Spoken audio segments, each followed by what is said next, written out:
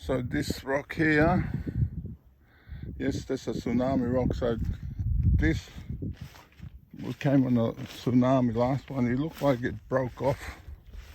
You can see the top. So it must be somewhere down there. It got picked up and lifted up and dumped it here. So that's at least about 5 ton to 10 ton rock. I used to bench press that, but you know, as you get old, you don't do it anymore. But that one over there is a bigger rock, so that is probably about 30 ton.